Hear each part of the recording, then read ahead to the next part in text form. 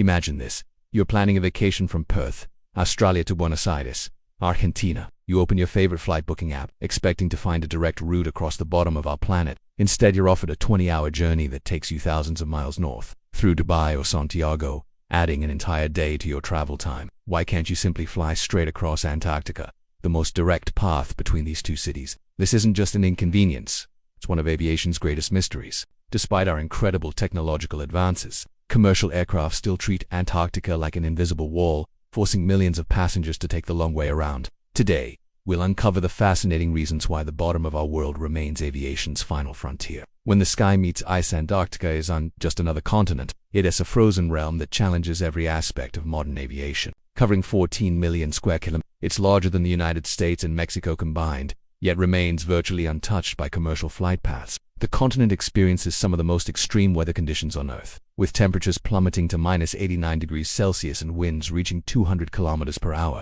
These are UND's numbers on a weather report. They represent conditions that can literally freeze aircraft fuel mid-flight and cause critical systems to fail. When airlines calculate risk versus reward, Antarctica consistently tips the scales toward danger, making it a no-fly zone that even our most advanced aircraft approach with extreme caution. The birth of polar aviation rules. The foundation of modern polar aviation safety began in 1985 with the introduction of ETOPS regulations, which were later expanded to include comprehensive polar operations approval standards. These regulations were created in boardrooms by bureaucrats. They evolved through decades of experience in real incidents, where aircraft faced life-threatening situations in polar regions. Any flight path venturing above 78 degrees north latitude or below 60 degrees south latitude now requires special certification and equipment. Importantly, there's no official ban on flying over Antarctica. It's technically legal and occasionally done. However, these rules acknowledge a harsh reality. Polar regions present unique challenges that make commercial operations extremely impractical. From fuel crystallization to navigation system failures, the extreme environment demands extraordinary preparation that most airlines find economically unfeasible for regular passenger service. The ETOPS equation hidden behind aviation's technical jargon lies a crucial safety concept called ETOPS Extended Range Twin Engine Operations Performance Standards. This rating determines the maximum distance a twin-engine aircraft can fly from the nearest suitable emergency airport. Think of it as aviation's safety net, ensuring that help is never too far away when things go wrong. Modern aircraft like the Boeing 787 and Airbus A350 boast impressive ETOPS ratings of up to 370 minutes, allowing them to venture 6 hours away from the nearest airport. However, only a select few aircraft types have received ETOPS approval specifically for Antarctic operations. Notably, the Boeing, along with certain configurations of the Airbus A340 and A380. These specialized approvals require extensive testing and certification. Even with these capabilities, Antarctica's isolation remains a formidable challenge. The closest emergency airport to the South Pole, Ushuaia International in Argentina, sits approximately 2,500 miles away. This distance, combined with Antarctica's unpredictable weather patterns that can close potential landing sites without notice, makes regular commercial operations a logistical nightmare that few airlines are willing to undertake. Arctic success. Antarctic challenge. While Antarctica remains off-limits, the Arctic tells a remarkably different story. Dozens of commercial flights cross the North Pole daily, connecting cities like New York to Hong Kong or Dubai to Los Angeles. These polar routes have become so routine that passengers barely notice they're reflying over one of Earth's most extreme environments. The secret lies in geography and infrastructure. The Arctic Ocean is surrounded by developed nations with airports capable of handling emergency landings. Canada, Russia, Alaska,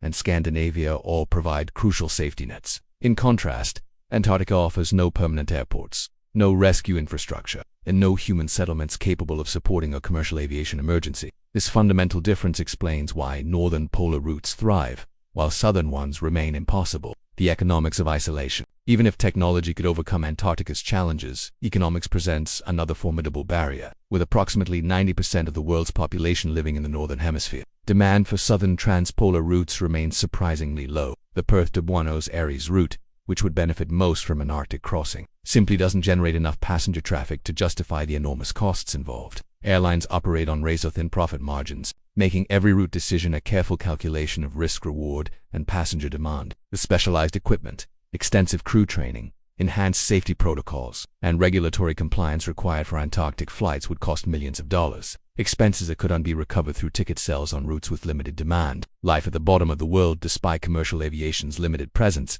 Antarctica isn't completely devoid of aircraft. Scientific research stations maintain ice runways rather than traditional paved airstrips. designed for specialized polar aircraft that support crucial climate research and international scientific cooperation. These operations require extraordinary planning, with supply flights scheduled months in advance and weather conditions monitored constantly.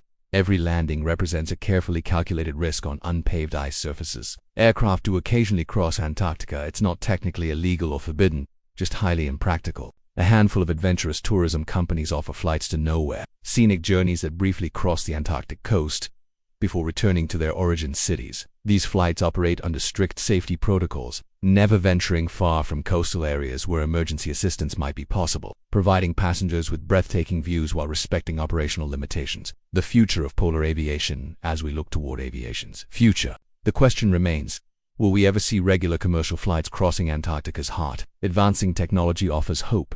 Future aircraft with improved cold weather systems, extended ETOPS ratings, and enhanced safety features could potentially make such journeys feasible. However, the fundamental challenges of distance, infrastructure, and economics suggest that Antarctica will remain aviation's final frontier for years to come. This preservation of one of Earth's last untouched frontiers serves as a humbling reminder that despite our technological progress, nature still sets boundaries on human ambition. Perhaps that's not something to overcome, but something to respect and appreciate. Thank you for joining us on this exploration of aviation's most fascinating mystery. If you found this journey as captivating as we did, please subscribe to the World Documentaries for more deep dives into the hidden stories that shape our world. Hit that like button if you enjoyed uncovering the secrets behind Antarctica's aviation ban, and don't forget to share your thoughts in the comments below. Have you ever wondered about other seemingly impossible journeys in our modern world? What other mysteries would you like us to explore? Share your ideas and experiences with our community.